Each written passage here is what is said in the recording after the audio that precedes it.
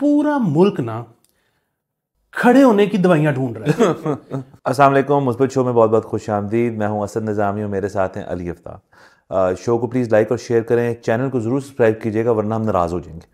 Sir कैसे हैं? Sir मुस्बत एज ऑलवेज, सब ठीक चल रहा है? चौकस। सर अब मैं कहाँ से शुरू करूं? हम बल्ला आता है, बल्ला जाता है, बल्ला फिर आता है, बल्ला फिर जाता है। अब पेशावर हाई कोर्ट की तरफ से उन्होंने अपने ही जो एक इंटरम फैसला था, वो जो स्टे था, उसको विकेट कर दिया और पीटीआई से बल्ला फिर छिन गया। अब इसके साथ वही सारी बहस फिर से चली मीडिया के ऊपर। मुझे लगा कुछ चैनल्स ने पिछली टेपें ऑन करके लगा दी थी कि यही बात हो रही, वो बात फिर से लगा देते हैं। लेकिन फिर भी जो इसमें नया नुक्ता जो एक पैदा हुआ वो ये है कि इसी पेशावर हाई कोर्ट का एक और बेंच जो है वो मेरे ख्याल में 9 तारीख को इसी केस के ऊपर फिर समाअत होएगी और उसके अंदर ये भी फिर हो सकता है कि फिर वापस मिल जाए। और उसके बाद अलबत्ता जो बैरिस्टर गौहर हैं उन्होंने पीटीआई के वाले से कहा है कि हम इस मौजू पे हम बहुत समझ आ जानी चाहिए अब सबको कि ईसीपी जो है कितना बायस्ड है और हम जो है अब सुप्रीम कोर्ट जा रहे हैं, नंबर 1। दूसरा एक और बहुत बड़ा इशू है कि अब टाइमलाइन जो है वो छोटी हो गई है। 14 जनवरी अगर मैं गलत नहीं कह रहा आखिरी डेट है इंतखाबी निशान जो है डिस्ट्रीब्यूट होने का। तो ये सब कुछ जो होना है ये बस यही एक हफ्ता 1.5 हफ्ता हमारे पास है जिसके अंदर पीटीआई को या तो बल्ला मिलेगा और नहीं मिलेगा। और ना मिलने की तो ये वजह है कि ये मसला है कि सबको इंडिपेंडेंट लड़ना पड़ेगा, जो हमने पहले भी बात की थी, अपने अपने निशान पे लड़ना पड़ेगा और जिससे बहुत कन्फ्यूजन पैदा होगी। देखें, ये बात कि आज पेशावर हाई कोर्ट का ये फैसला आया, इससे आपकी कल वाला जो शो था उसका तो आपको जवाब मिल गया ना कि इलेक्शन हो रहे हैं। इलेक्शन हो रहे हैं। अगर इलेक्शन ना हो रहे होते तो ये टेंशन लेने की कोई ज़रूरत नहीं थी। दूसरी चीज़ ये है कि वही बड़ी बात कि जिस वक्त ये बहाल हुआ था बल्ला, तो इलेक्शन कमीशन ने तो बंद कर दिया था। तो उसके बाद 2 ही रास्ते थे कि हमें जो पता था कि इलेक्शन कमीशन अब क्या करेगा। एक तो ये कि वो सुप्रीम कोर्ट के पास जाएगा, वो तो अब उन्होंने पेशावर से करवा दिया, तो अब सुप्रीम कोर्ट पीटीआई जाएगी, वरना अदरवाइज तो ईसीपी ने जाना था। एक ये तरीका था कि सुप्रीम कोर्ट के पास जाती। दूसरा ये तरीका था कि जो भी पेशावर से उन्होंने करवा लिया कि वो सब प्रोविंसेस के पास जाती, लाहौर हाई कोर्ट आती, उधर बलोचिस्तान जाती कि जी बंद कर दे, पेशावर में रहता है तो रहे, आप तो बंद करें ना। हाँ। तो अब वो हुआ ये है कि इससे पहले कि वो लाहौर हाई कोर्ट आके पंजाब बंद करवाती, बल्ला खत्म करवाती पंजाब से, पेशावर नहीं बंद कर दिया। हाँ। तो अब बेसिकली हो ही रहा है कि एक ये भी शायद इशारा है, मतलब अगेन अजम्पशन है, हमें पता कुछ नहीं, कि अगर पेशावर हाई कोर्ट ने कर दिया तो इसका मतलब लाहौर भी तैयार बैठा हुआ है। हाँ। इसका मतलब है कोयटा भी तैयार बैठा हुआ है। तो अब पीटीआई बेसिकली सुप्रीम कोर्ट जाएगी और ball will be in Faez court. उन्होंने अगले दिन ही कह दिया कि जब ये हुआ सारा कुछ तो कि हम अगले दिन ही जा रहे हैं। और जाहिर है ये मेरे ख्याल में अगर काजी फैज़ा साहब की जितनी भी वो इस वक्त चैलेंजेस फेस किए उन्होंने ये उसमें सबसे बड़ा चैलेंज होगा उनका। और ये यहाँ पे उनकी सही हमें समझ आएगी कि जो एक एक्सपेक्टेशन थी पहले कि उसमें वो कितना को कर पाते हैं। अच्छा, लेकिन इसमें ना मेरा अपना ख्याल है कि पीटीआई जो है वो नहीं जीत पाएगी। उसकी वजह यह है कि मैंने थोड़ी हिस्ट्री में गया और मैंने समझने की कोशिश की ये हुआ क्यों। इलेक्शन कमीशन, और ये कहीं नहीं लिखा हुआ कि जो अपना पार्टी है, सिर्फ ये लिखा हुआ है कि पार्टी अपने मंशूर के तहत अपने इंट्रा पार्टी इलेक्शंस कराएगी हर पार्टी। और को पीटीआई की और बाकी दीगर जो पार्टी उनके को मुख्तलिफ नहीं हुए एक दूसरे से इलेक्शंस, वो एक ही तरह से हुए हैं। फ़र्क सिर्फ ये है कि ईसीपी से इनके इस पर यह भी कह सकते तबादला ख्याल बहुत ज़्यादा माजी में होता रहा है। जब उन्होंने कहा जी कि आप अपने इलेक्शन करा लें, हर 5 साल बाद कराने होते हैं, उन्होंने कहा जी हमने अपना इलेक्शन का जो मंशूर वो चेंज किया है तो हम उसके तहत कराना चाहते हैं। तो ईसीपी ने इसके अंदर उनसे काफ़ी टू एंड फ्रो कॉन्वर्सेशन हो चुकी है पहले ही। उसके बावजूद भी ईसीपी ने कुछ नुकायत पे कहा है कि आपके इंट्रा पार्टी जो इलेक्शंस हैं वो कलअदम है, वो गलत है, हम उनको नहीं मानते, इस वजह से ये सारा कुछ हो रहा है। या तो पीटीआई ने वो चीज़ें ठीक नहीं की और उनको पता है उस बात का, बिकॉज मैं यही बात मेंशन कर रहा हूँ कि ईसीपी से इन टच थे वो ये नहीं था कि इंडिपेंडेंटली ईसीपी देख रहे हैं और वो इलेक्शन करवा रहे हैं, उनको आपस में था कॉन्वर्सेशन थी। अगर तो और ये भी मुझे लगता है कि क्योंकि उनके पास टाइम था, उन्होंने बहुत जल्दबाजी में अपने इलेक्शंस कराए हैं। जब थोड़ा टाइम ले लेते, थोड़े बेहतर तरह करा लेते जो चीज़ें उनके जहन में थी। अब अगर वो चीज़ें नहीं हुई और उसके ऊपर उन्होंने कोई इसी अदालत ने बैठ के देखना है कि ईसीपी का मैंडेट भारी है या पीटीआई का मैंडेट भारी है, तो मेरा अपना ख्याल है, हम गलत भी हो सकते हैं, लेकिन मेरा अपना ख्याल है कि ईसीपी को मैंडेट के ऊपर ज़्यादा वो मिलेगी, तरजीह मिलेगी, और शायद ये मामला जो है ये वाकई इस तरफ चला जाए कि हर शख्स पीटीआई का जो कैंडिडेट है वो इंडिपेंडेंट हैसियत में लड़ेगा। सर मेरा इसमें ना सवाल सिर्फ एक है जी सर। वो ये है कि आज तक कोई बाई इलेक्शन या कोई जनरल इलेक्शन ऐसा हुआ है जिस पे ईसीपी पे ही उंगलियां ना उठ गई हों। सो अगर पाकिस्तान में कोई भी इलेक्शन ठीक नहीं हुआ तो ये एक्सपेक्ट करना कि किसी पार्टी के इंट्रा पार्टी इलेक्शन में कोई मसला नहीं हुआ होगा, या अगर होगा तो हम उस पर अमल को कोई सजा देंगे, तो ये जाहिर है ये पहली दफ़ा हुआ है हाँ कि ईसीपी ने ऐसी स्क्रूटनी से किसी इंट्रा पार्टी इलेक्शन को, और देखिए इंट्रा पार्टी इलेक्शन अब ये नहीं होता कि जी एक उसकी भी कैंपेनिंग है या उसके ऊपर कैंडिडेट्स फील्ड होते हैं और वो पार्टी के अपने चेयरमैनशिप के लिए, नायब सदर के लिए, दीगर सूबाई सदर के लिए वो एप्लीकेशंस फाइल होती हैं।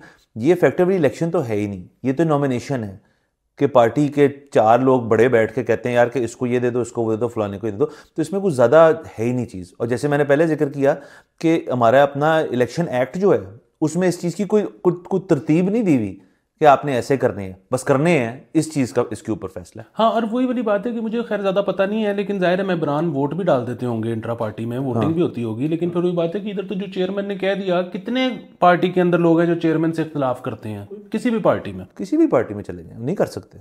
और यहाँ पे एक और चीज़, अब ये जो इलेक्शन कमीशन वाली जो बात है, आपसे ज़्यादा कौन बेहतर जानता है कि इस वक्त जो पेपर्स मुस्तरद हो रहे हैं उसमें रीजंस कैसी कैसी आ रही हैं। हाँ सर, वो मैं आपको 2 तो बताता हूँ जो बड़ी ही मज़ेदार किस्म की हैं, हमारे जानने वाले हैं, ज़ाहिर हम जिक्र नहीं कर सकते कौन है, उनके कागजात नामजदगी मुस्तरद हुए और फिर वो अपील में गए। अपील में उनके जब जाके वो आरोज़ वगैरह से मुलाकात हुई, उन्होंने कहा जी इतराज़ात तो बता दें। तो एक इतराज़ तो ये था कि इनमें से एक शख्स जो था वो बरतानिया का दौरा करके आए थे चंद एक माह पहले या कुछ देर पहले, और वो कहते हैं कि वहाँ आपका जो ख़र्चा हुआ इस ट्रिप पे वो 5 लाख रुपए सिर्फ। तो ये बात हमें समझ नहीं है, ये ठीक नहीं है, 5 लाख से ज़्यादा खर्चा होना चाहिए था, जिसपे उनको हंस पड़े वो कि ये किस किस्म का एतराज़ है, वो मेरा मसला है नहीं। अच्छा, दूसरे जो हैं उनके साथ ये हुआ कि उनका जो फॉर्म बी होता है उसके अंदर जिसने आपने डिटेल ऑफ एसेट्स देनी होती है, उसमें उनके कुछ प्लॉट्स थे, कुछ ज़मीनें थी, कुछ की प्रॉपर्टीज़ थी, और कहते हैं क्योंकि मेरी ज़्यादा प्रॉपर्टी थी तो मेरे पास जगह नहीं थी उनकी डिटेल के लिए, तो मैंने एनेक्शर लगा दिया उसके साथ।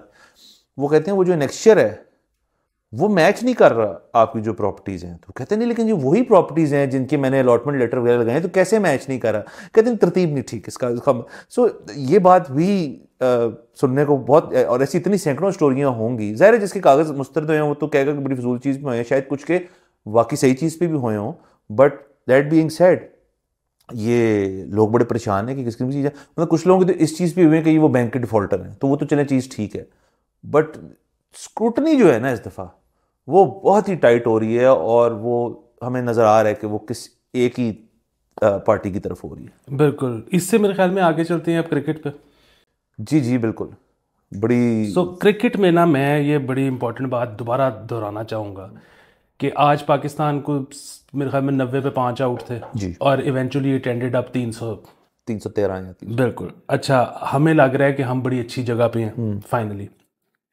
क्यों लग रहा है? पिछला मैच आपको याद है, हम मेरे ख्याल में चेज कर रहे थे और 80 रन रह गए थे। बिल्कुल, सब मैं ट्विटर पे यही देख रहा था कि सब कहते कि बस खड़े रहो खड़े रहो खड़े रहो, पता नहीं खड़े रह के क्या करना था।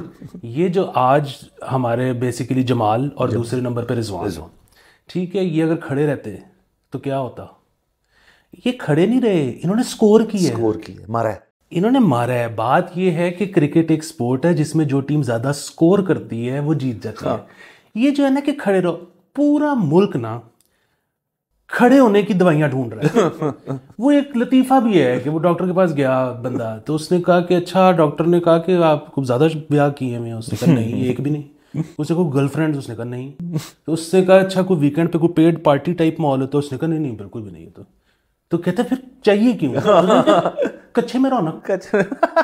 तो ये खड़े रहने वाला जो है ना, कोई इसका मुझे आज तक मंतक नहीं समझ आया। सो ये है, ये मतलब वो गए थे, उन्होंने स्कोर किया और बात खत्म हो गई। और आप देखें, वैसे ये आप और मैं अपने शो पे हमेशा बात करते हैं, क्योंकि यहाँ पे बहरहाल एक ही स्पोर्ट खेली जाती है और बहुत ज़्यादा खेली जाती है, तो हमारे पास प्लेयर तो बहुत हैं और आते रहेंगे, एक रेगुलर सप्लाई फैक्ट्री हमारी लगी हुई है। ये जमाल भी इस किस्म का एक नई फाइंड है, जिसके पीछे अब सब रैली कर रहे हैं। रमीज राजा से लेकर बाकी लोग सब ने बहुत तारीफ की और करनी भी चाहिए, लड़के ने बहुत परफॉर्म किए।